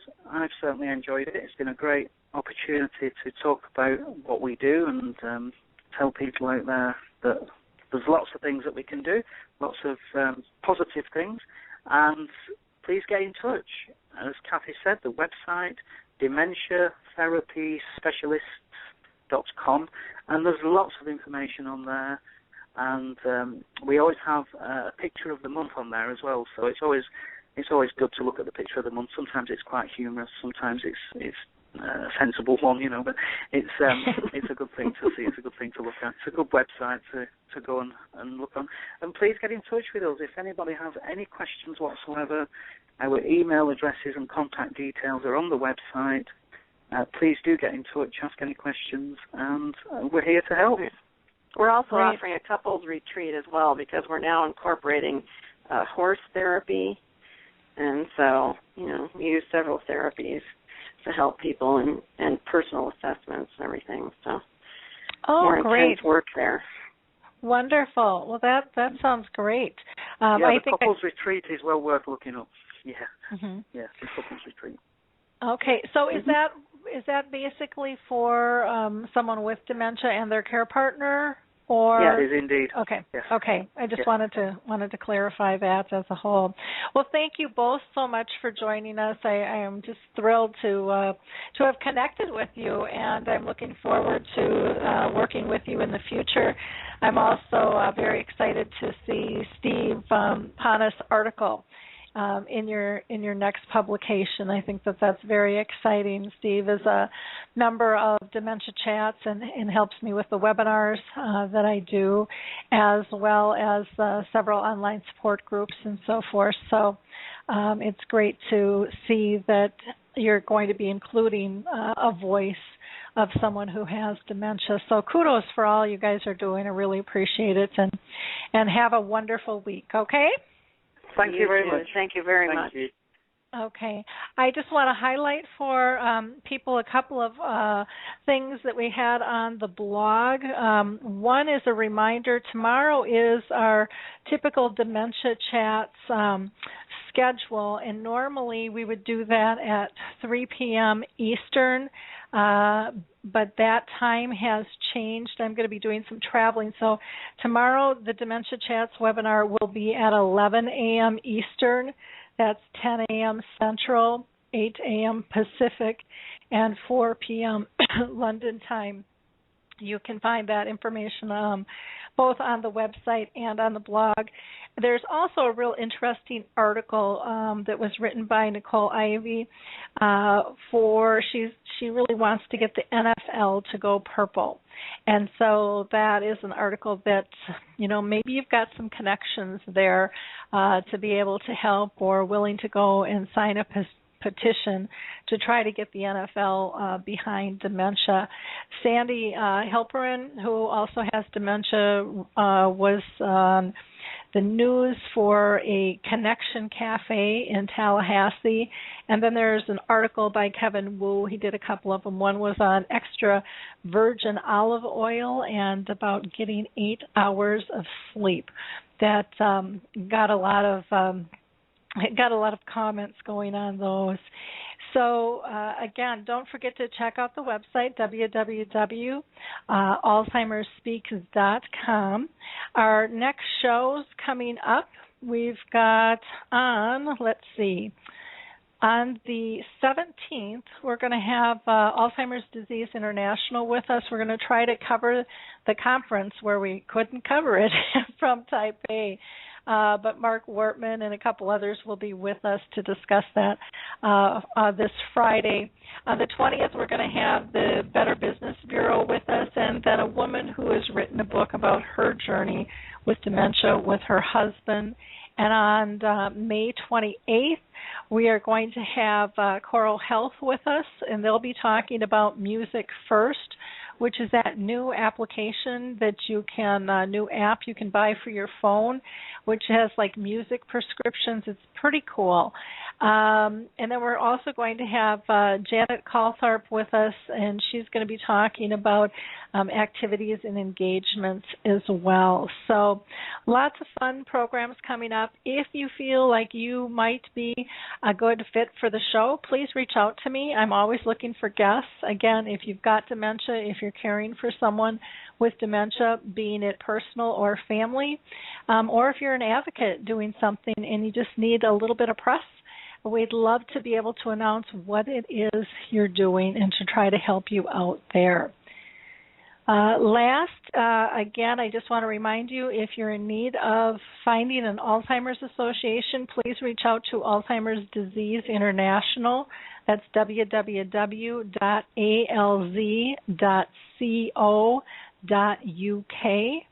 And if you're looking for a study for dementias, you can go to www.alzheimersstudies.com, and that will give you a list of clinical trials available. In the meantime, feel free to, again, go to our website and go and get your conscious caring tools, one of which is the memory chip, which teaches us to focus on 3 simple things. Are they safe? Are they happy? And are they pain-free? Have a wonderful week, and we'll talk soon. Bye now. It's time to rethink, renew, and reimagine retirement. Hey everybody, Jared Sebesti here, host of Retire Repurposed. Now, this podcast is about the non-financial parts of retirement, which many times can be even more challenging than the financial. We believe retirement is not the end, rather the beginning of what could be the most impactful, purposeful, and fulfilling season of a person's life. So don't retire, become repurposed. To listen now, search Retire Repurposed on your favorite podcast platform, Senior Resource, or Life Audio.